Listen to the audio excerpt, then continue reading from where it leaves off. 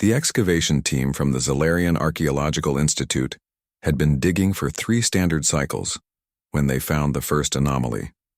What had initially appeared to be simple mineral deposits on the barren world of Terra 3 had revealed something far more intriguing beneath the surface. Structures. Ancient, weathered, but undeniably artificial. Commander Vexhai adjusted his environmental suit as he descended into the dig site. The planet's thin atmosphere and harsh conditions made it barely habitable, even for the hardy Zalarians. His 4 eyes swept across the exposed ruins, noting the primitive yet somehow elegant architecture. Another dead civilization. His chief, archaeologist Dr. Kethmore, chittered through the comm. Preliminary scans suggest they've been extinct for at least 2,000 cycles. Carbon-based bipedal, roughly our size.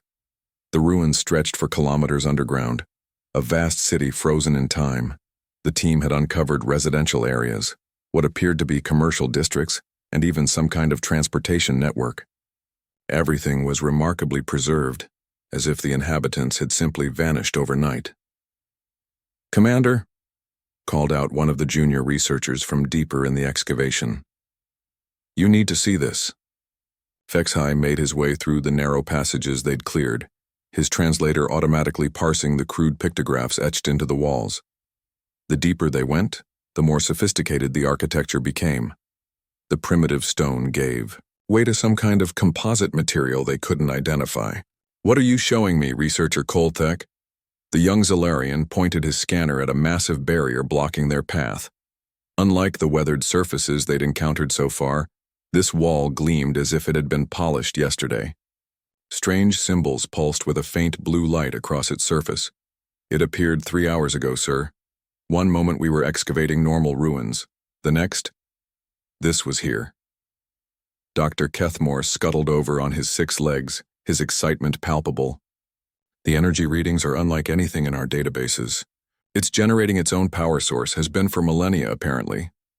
Commander Vexhai studied the barrier more closely. The symbols seemed familiar somehow, though he couldn't place why. "Have you attempted to breach it?" "That's just it, sir," Kolthek replied, his mandibles clicking nervously. "Our plasma cutters barely scratched it. Kinetic weapons bounced off. Even our molecular disruptors had no effect. It's as if the barrier adapts to whatever we throw at it." Over the following days, more barriers appeared throughout the ruins, each one more sophisticated than the last, each one completely impenetrable. The expedition's engineers tried everything in their arsenal: gravitational manipulation, quantum phase shifters, even antimatter charges. Nothing worked. What disturbed Commander Vexhai most was that the barriers seemed to be learning. Each attempt to breach them resulted in the defenses becoming stronger, more adaptive.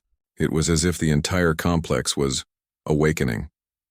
Dr. Kethmore made the breakthrough on the 7th day. He'd been studying the pictographs when he noticed a pattern, a progression of symbols that told a story. "Commander, I believe I've translated their name for themselves," he announced during the evening briefing. "They called themselves humans, and these ruins, they're not just a city, they're a fortress." The holographic display showed Kethmore's reconstruction of the pictographs. Images of warfare, of a desperate last stand, of an enemy that came from the stars.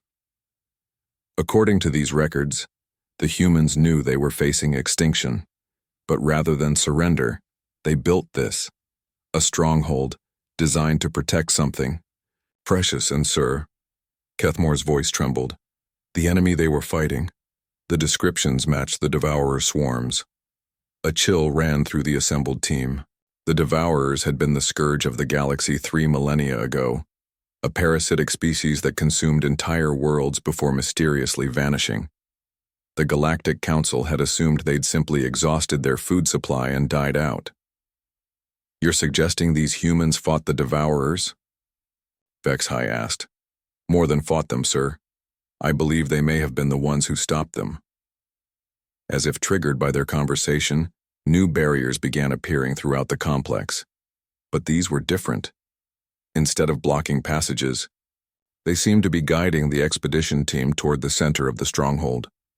Following the path laid out by the mysterious defenses, The team found themselves in a vast chamber deep underground. At its center stood a cylindrical structure covered in the same glowing symbols they'd seen throughout the complex. "It's some kind of data repository," Dr. Kethmore breathed, his scanners working frantically. "Commander, the information stored here. It's a complete record of human civilization, their history, their technology, their knowledge."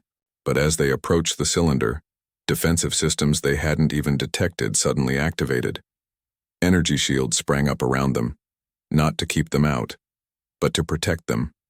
Warning signals flashed in a dozen different frequencies. "What's happening?" Vexhai demanded. His answer came in the form of a hologram, a human figure that materialized before them. It was tall, bipedal as they'd surmised, with strange fur covering its head and intense binocular eyes. "If you're seeing this," the figure spoke in perfectly translated galactic standard, "then the Devourers have returned. I am General Sarah Chen, last commander of the Terra Defense Force." The hologram gestured to the chamber around them. "This stronghold was our final gambit, not just to protect our knowledge, but to prepare whoever found it for what's coming. The Devourers aren't extinct. They're sleeping, waiting for the galaxy to recover before they feed again." Commander Vexhai felt his blood freeze as the implications hit him. "We've left you everything you need to fight them," General Chen continued. "Our weapons, our strategies, our failures, and our victories. But most importantly, we've left you our spirit, the knowledge that no matter how dark things seem, someone will always stand against the darkness." The barriers throughout the complex began to lower, revealing chambers filled with technology beyond the expedition team's wildest dreams. Weapons that could crack planets, shields that could protect star systems, and tactical knowledge earned through the blood of an entire species. "The stronghold is yours now," the hologram said as it began to fade. "Use it well, and remember, humans never surrender." As General Chen's image disappeared, Commander Vexhai realized they hadn't just discovered ruins. They'd found humanity's final gift to the galaxy, a fortress of knowledge, waiting for the day it would be needed again. In the depths of space, ancient signals began to stir.